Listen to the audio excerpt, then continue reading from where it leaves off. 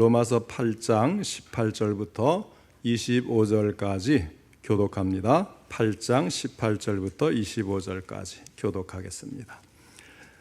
생각하건대 현재의 고난은 장차 우리에게 나타날 영광과 비교할 수 없도다.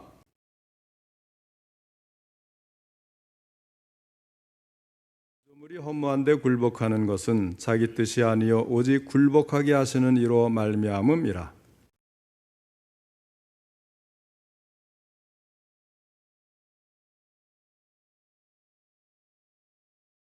피조물이 다 이제까지 함께 탄식하며 함께 고통을 겪고 있는 것을 우리가 아느니라.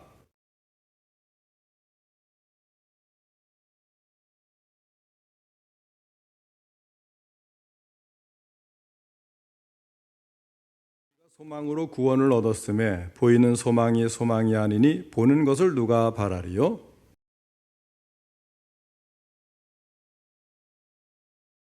시간에는 장차 나타날 영광, 이 제목으로 함께 말씀을 듣겠습니다. 먼저 하나님께 기도드리겠습니다. 하나님 아버지, 오후에도 함께 하시고 저희들의 예배를 받으실 때에 귀한 말씀 주시니 감사를 드립니다.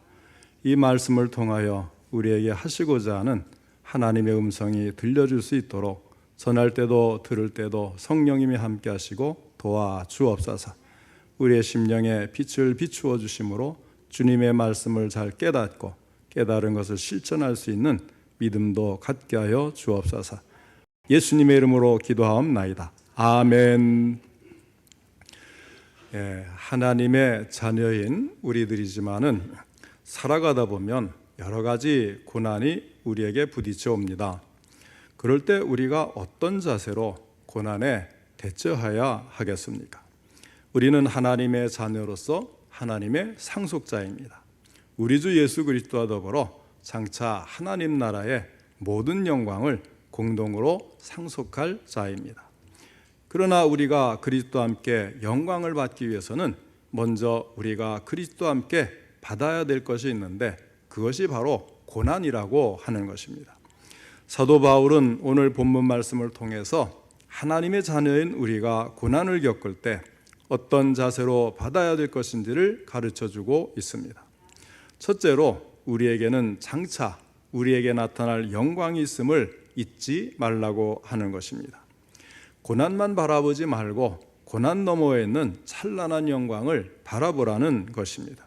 고난 너머에 있는 영광을 우리가 생각할 때 현재의 고난은 쉽게 견딜 수가 있을 것입니다.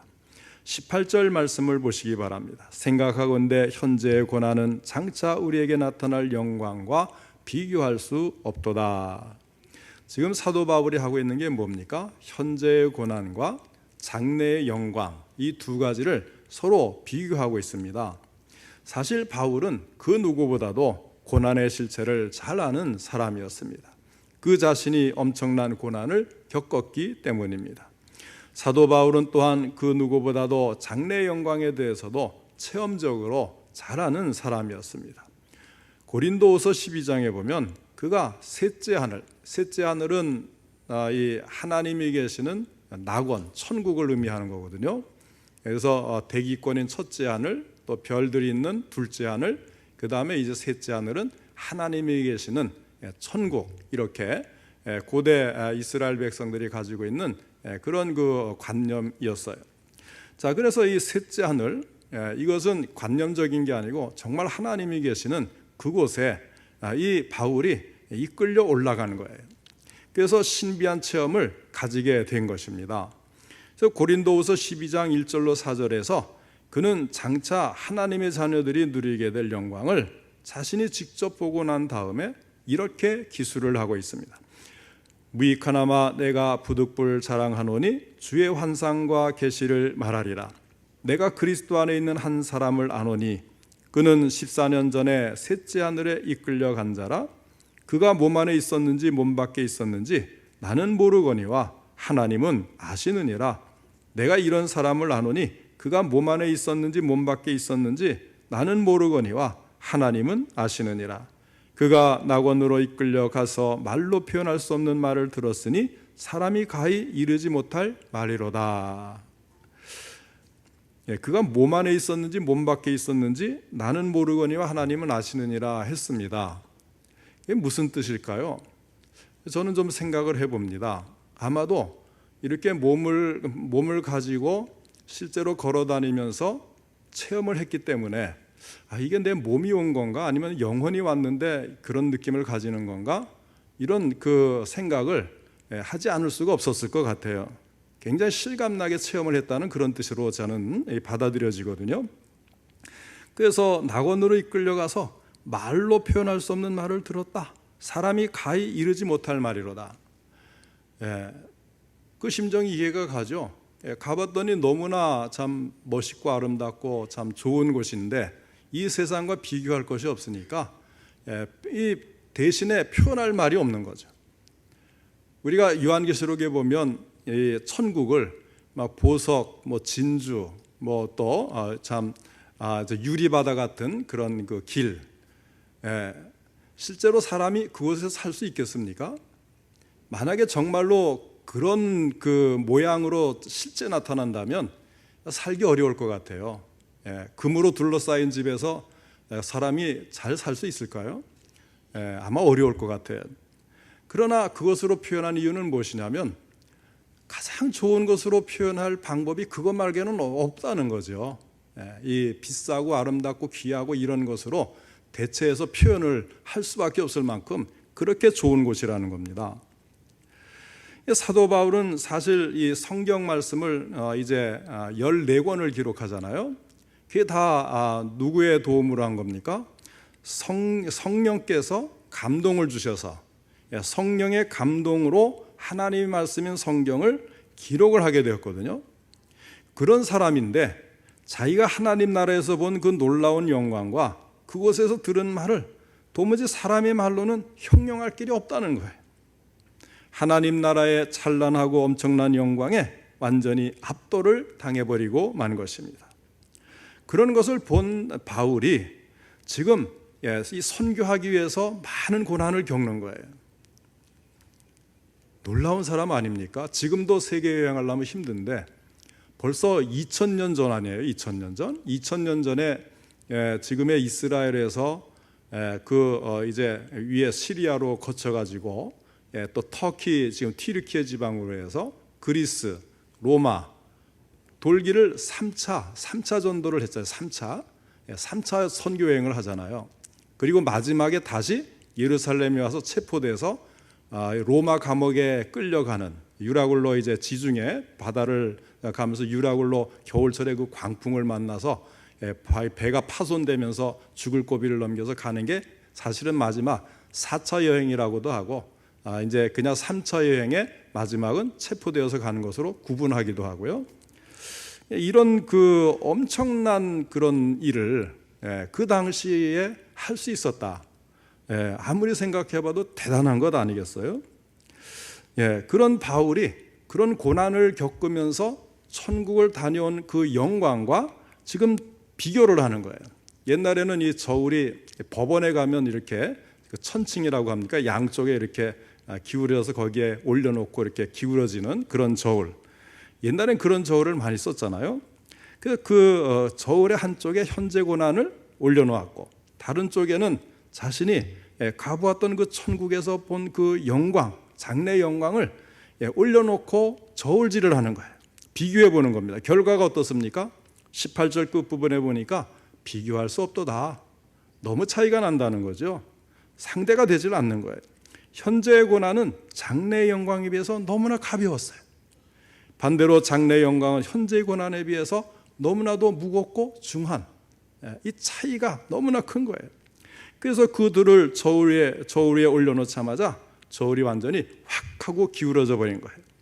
비교할 상대가 되지 않았기 때문입니다. 그렇습니다. 고난이 아무리 무거워도요, 영광은 그보다 훨씬 더 무겁습니다.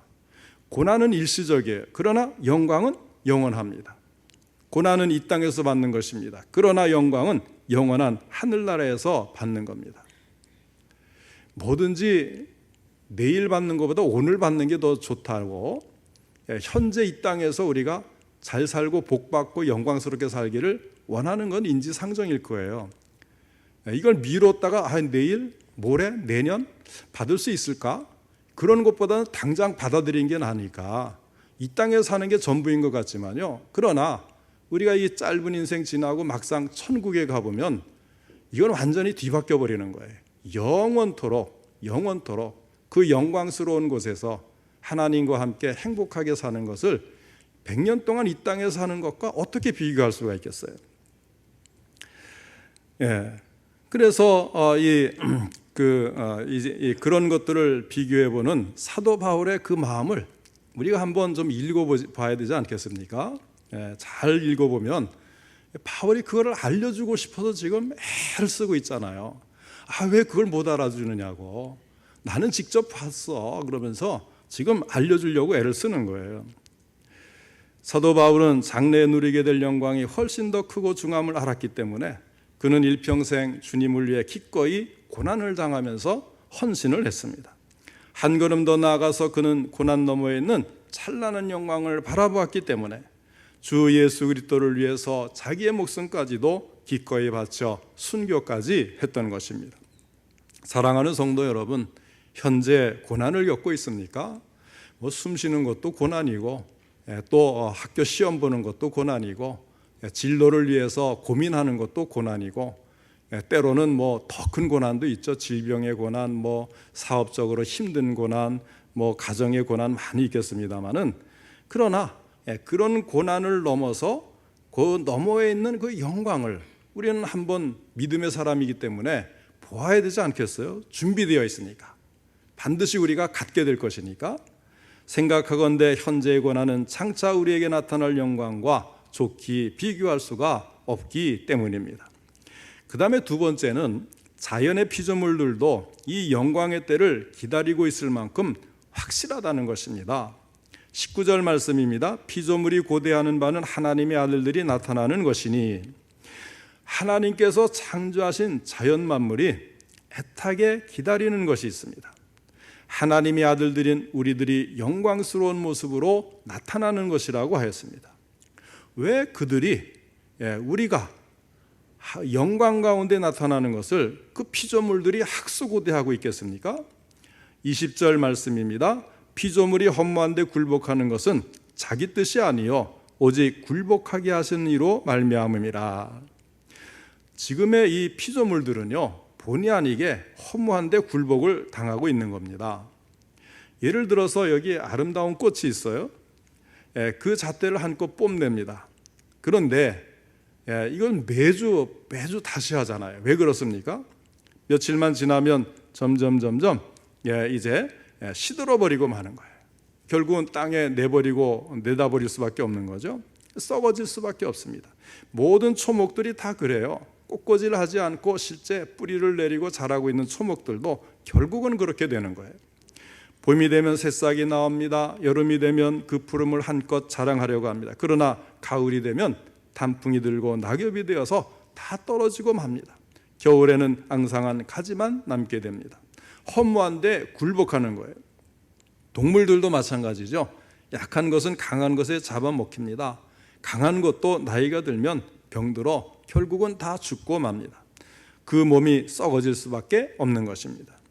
피조물이 허무한데 굴복하는 것은 이렇게 허무한데 굴복하는 것은 자기 뜻이 아니라 그랬어요. 사실 피조물이 그렇게 된 것은 자기 책임이 아니었습니다. 어떤 일로 이런 일이 생겼습니까? 에덴 동산에서 아담과 하와가 하나님의 말씀에 불순종하여 선악과를 따서 먹었고 타락했기 때문에 그것 때문에 이 땅이 저주를 받게 된 거예요.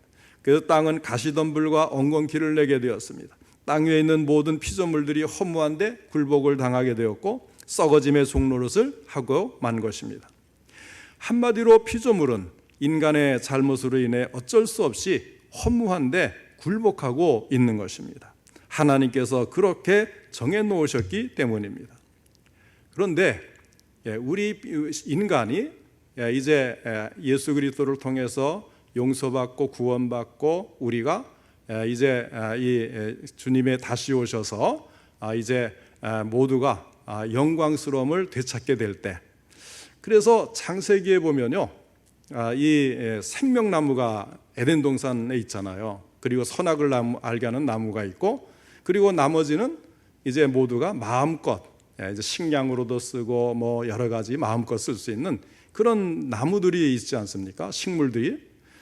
그런데 이것이 우리가 요한계시록에 가면 다시 새하늘과 새 땅이 온 다음에 다시 등장을 해요. 그러니까 이것이 회복이 되는 거죠. 그래서 사시사철 흐르는 물 곁에 늘 열매가 맺어지는, 생명나무에 열매가 맺어지는 그러한 그 천국이 회복이 되는 겁니다. 그러니까 지금 나무들이, 이 식물들이 꽃을 피고 또 시들고 또 이제 앙상하게 지내다가 또 이제 죽기도 하고 이러는 것들도 결국은 인간의 타락으로 오는 것이지, 원래 에덴 동산이나 다시 회복될 천국에서는 그런 일이 있을 수가 없는 거예요. 그러니까 이 피조물들이 정말 말할 수 없는 고통과 탄식 속에서 우리 사람들이 회복될 그날을 기다리는 것입니다. 그래서 우리 19절 여기에 보시면 19절 한번 같이 읽어보죠. 19절 8장 19절입니다. 시작. 피조물이 고대하는 바는 하나님의 아들들이 나타나는 것이니. 또 21절 보겠습니다. 그 바라는 것은 피조물도 썩어짐의 종노릇한 데서 해방되어 하나님의 자녀들의 영광의 자유에 이르는 것이니라. 그래서 피조물이 다 이제까지 함께 탄식하며 함께 고통을 겪고 있는 것을 우리가 아느니라. 우리 인간의 죄가 이 우주 만물을 이렇게 같이 타락하고 부패하게 만드는 그 원죄의 결과가 여기에 나타나고 있는 거예요. 그러나 자연이 이때를 기다리는 것입니다. 우리까지도 속으로 탄식하며 양자될 것 곧 우리 몸의 속량을 기다리느니라. 그래서 성도의 몸의 부활이라고 하는 것은 몸의 속량이라는 것은 성도의 부활 때를 기다리는 것이거든요.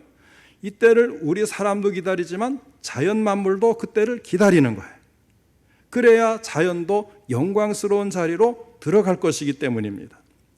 우리가 영광스러운 하나님의 자녀로서 예수 그리스도와 함께 영광스러운 몸을 입고 나타나는 날을 피조물들이, 자연 만물이 같이 눈이 빠지게 기다리고 있다는 것입니다. 아직 마지막으로 주실 궁극적인 열매가 우리를 기다리고 있다는 것입니다. 그것을 23절 하반절에 두 가지로 설명을 했는데, 하나는 양자될 것이고 둘째는 우리 몸의 속량이라고 표현을 했습니다. 사실 양자라는 신분을 이미 가졌거든요. 그러나 아직 상속은 받지 못했잖아요. 지난번에 네로 황제를 제가 예로 들었잖아요. 네로 황자는 이제 양자로 들어갔는데 그 아버지 황제가 죽고 난 다음에 양자이지만 황제의 직위를 물려받았단 말이에요. 자, 우리는 하나님의 양자로 이제 들어갔어요. 그럼 하나님의 나라를 우리가 받아야 되는데 아직 안 받았으니 이 다음에 우리가 주님 다시 오실 때에 완전하게 하나님 나라를 상속받는 그것을 여기에서는 양자의 영을 받았다는 것이 바로 그런 걸 의미합니다. 우리가 아직 양자가 안 됐다는 것이 아니고요. 양자의 신분을 가졌는데 그 네로가 황제직위를 갖는 것처럼 우리가 하나님의 나라를 소유하게 되는 것은 아직 이루어지지 않았다. 이것이 이제 앞으로 궁극적인 열매로 주어질 것을 말씀을 하는 거예요. 그것이 이제 우리에게 아직 소망으로 남아있고 아직 주실 그런 소망이 있는 거거든요. 자, 그 다음에 이제 또 한 가지는 우리 몸의 속량, 이렇게 표현을 했어요. 자, 우리가 이미 영적으로 구원을 받았고 정죄함이 없는, 예수 그리스도 안에서 정죄함이 없는 그런 상태가 되었습니다. 그러나 아직까지도 우리는 부패한 육신을 그대로 가지고 있어요.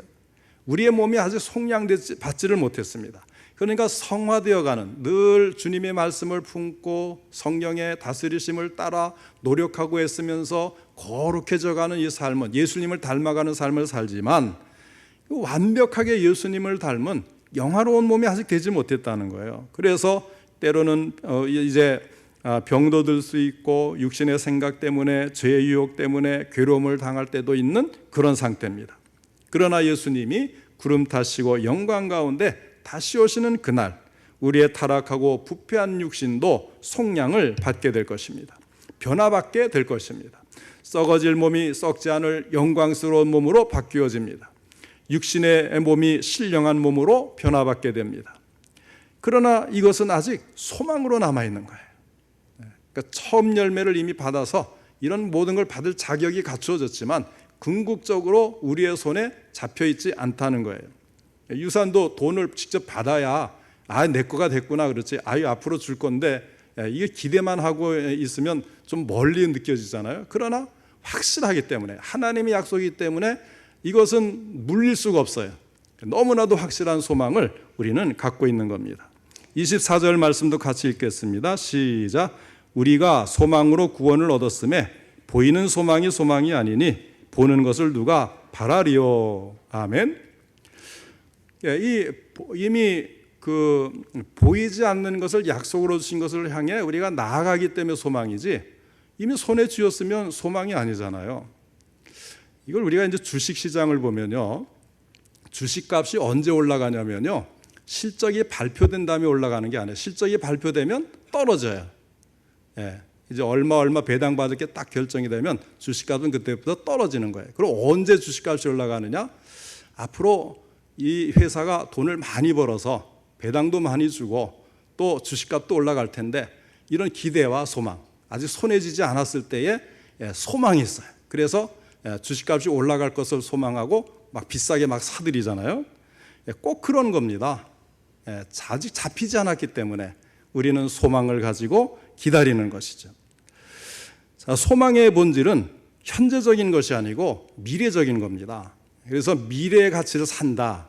주식시장에 들어가는 사람들은 미래의 가치를 산다 그래요. 눈에 보이는 것을 바라는 것이 아니고 보이지 않는 미래의 것을 바라는 것입니다. 세상 사람들도요, 보이지 않는 미래의 가치를 살 줄 알아서 주식을 잘 투자해가지고 큰 돈을 번 사람들이 많이 있잖아요. 하물며 확고한 하나님의 약속의 말씀을 들은 우리가 보이지 않는다고 해서 포기하거나 대충 지나가거나 그럴 수는 없는 것 아니겠어요? 소망은 미래적이고 또 눈에 보이지 않는 것을 바라는 것입니다. 그래서 25절에 보면 만일 우리가 보지 못하는 것을 바라면 어떻게 해야 됩니까? 거기에 보면 한 번 더 같이 읽죠. 25절 시작. 만일 우리가 보지 못하는 것을 바라면 참음으로 기다릴지니라. 여기에서 우리의 인내가 필요한 거예요. 하나님의 복을 받는 사람은 인내해야 받는 것이지 인내하지 못하면 못 받는 겁니다.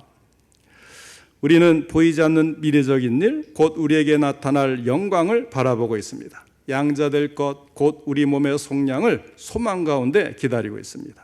그런데 우리의 소망은 그저 막연히 기대하는 것과는 다른 것입니다. 왜 그렇습니까? 하나님의 약속이 있기 때문에. 정부의 약속도 못 믿어요. 아무리 또 이제 좋은 회사도 약속해도 못 믿어요. 그러나 하나님은 신실하셔요. 결코 거짓말을 할 수가 없어요. 거짓 공시를 하지 않는 분이에요. 약속하신 것을 반드시 이루어 주실 것입니다. 그 약속의 근거에서 우리는 장래에 나타날 영광을 바라보는 거예요. 그렇다면 우리가 이 땅에 살아가면서 잠시 잠깐 당하는 고난을 어떤 자세로 임해야 되겠습니까? 25절 다시 한번 제가 읽어드립니다. 만일 우리가 보지 못하는 것을 바라면 참음으로 기다릴지니라. 할렐루야. 참음으로 기다리는 거예요. 현재의 고난은 참고 장래 영광은 믿음으로 기다리는 것입니다. 하나님의 약속을 의지해서 기다리는 것입니다. 장래 영광을 바라보며 기다리는 마음으로 현재에 잠시 잠깐 당하는 고통을 참고 견뎌내라는 것입니다. 하나님의 약속대로 반드시 이루어질 것이기 때문입니다. 사랑하는 성도 여러분, 우리가 신앙생활하면서 때로는 어렵고 힘든 일, 고난이라고 부를 만한 일을 당할 때가 있습니다. 그럴 때에 고난 너머에 있는 영광을 바라보시기 바랍니다. 우리에게는 소망이 있습니다. 약속이 있습니다. 반드시 그대로 이루어질 것입니다. 오늘 하나님께서 우리에게 족한 은혜를 베풀어 주셔서 잠시 잠깐 당하는 고난도 능히 이겨낼 수 있는 힘을 얻으시고 그 모든 것을 잘 통과하여 장차 우리에게 나타날 영광의 그날을 바라보면서 힘차게 전진하고 마침내 이루어질 때에 하나님께 큰 영광을 돌리는 우리 모든 성도님들 되시기를 주님의 이름으로 축원합니다.